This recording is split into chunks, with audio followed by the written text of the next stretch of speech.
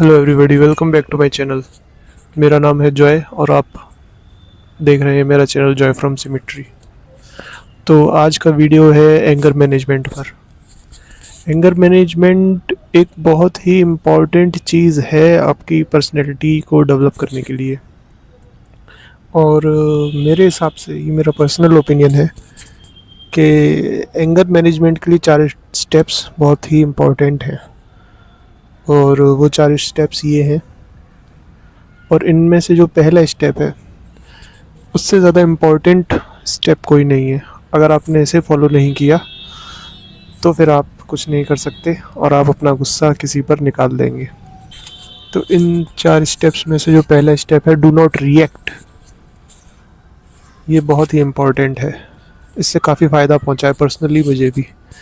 अब कभी भी कोई ऐसी सिचुएशन होती है जो सामने वाला इंसान आपको कुछ कह रहा है और आपको उसकी बात पर गुस्सा आ गया है, और अगर आपने उस पर रिएक्ट कर दिया इंस्टेंटली, तब तो फिर बात ख़राब हो जाएगी। क्योंकि आप गुस्से में उस सामने वाले इंसान से कुछ भी कह सकते हैं और आपको खुद आइडिया नहीं होगा कि आप क्या कह जा रहे हैं उससे। तो आपको क्या करना है कि आपको रिएक्ट नहीं करना, आपको अपने थॉट्स और अपना रिएक्शन को होल्ड करके रखना है। मुझे पता है ये काफ़ी टफ चीज़ है, पर अगर एंगर मैनेजमेंट आपको करना है और आप अपने गुस्से से परेशान हो चुके हैं तो आपको ये करना पड़ेगा। शुरू में नहीं होगा, शुरू में दिक्कत होगी, आप कोशिश करोगे पर वो आप रिएक्ट कर दोगे तुरंत। पर इस चीज़ को प्रैक्टिस करते करते आप आपको ये हैबिट हो जाएगी कि आप तुरंत रिएक्ट नहीं करोगे, और इससे इंस्टेंटली आपको काफ़ी फ़ायदा मिलेगा। तो तुरंत रिएक्ट ना करने से आप बहुत सारी प्रॉब्लम्स से बच सकते हो। और अगर आपने तुरंत रिएक्ट नहीं करा तो फिर आप पहुंचते हो दूसरे स्टेप पर। दूसरा स्टेप है डीप ब्रीदिंग। आपको गहरी लंबी सांसें लेनी है। अब जब आप दूसरे स्टेप पर पहुंच ही गए हैं तो आप लंबी और गहरी सांसें ले रहे हैं। इससे क्या होगा कि इससे आप रिलैक्स हो जाओगे, इससे आपका बॉडी जो है वो कूल डाउन हो जाएगी। तो इससे गुस्सा ठंडा होने में थोड़ी सी हेल्प हो जाएगी। तो आप हैवी ब्रीदिंग कर रहे हैं, डीप ब्रीथ कर रहे हैं। तीसरा स्टेप है लूज योर मसल्स, रिलैक्स। आप ऐसे एकदम शरीर को अपने टाइट किए हुए हैं कि अब गुस्सा कंट्रोल नहीं हो रहा, मुट्ठियाँ बंधी हुई हैं, ऐसा नहीं करना है।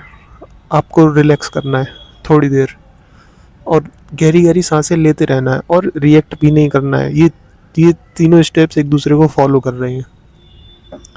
और अगर इतने पर भी आपका गुस्सा शांत नहीं हुआ, अब आता है चौथा स्टेप। चौथा स्टेप ये है कि आप उस सिचुएशन को थोड़ी देर के लिए छोड़ दो, वहाँ से थोड़ी देर के लिए निकल जाओ। अगर आपने उस जगह को, उस सिचुएशन से आप निकल गए 10-15 मिनट के लिए और अपने आप को शांत कर लिया, तो भाई फिर गुस्सा आपका कंट्रोल। और फिर आप 10-15 मिनट बाद वापस आइए गहरी लंबी सांसें लेते हुए, और फिर जब आप उस बात का जवाब देंगे जिस बात से आपको गुस्सा आ रहा था, तो आप बेटर उसका जवाब दे सकते हैं, अच्छा जवाब दे सकते हैं। अब ये सब जो गुस्सा कंट्रोल करने वाले स्टेप्स हैं, ये बहुत ही लिमिटेड जगह पे काम करते हैं। अब मान लो आपको किसी ऐसी सिचुएशन में या किसी ऐसी जगह पर गुस्सा आ गया और जहाँ आप ये सब फॉलो नहीं कर सकते, तब तो फिर ये सारे स्टेप्स जो हैं वो इस तरीके से काम नहीं करेंगे, और फिर आपको कुछ और लेवल्स अपने एंगर मैनेजमेंट के जो हैं वो बढ़ाने पड़ेंगे।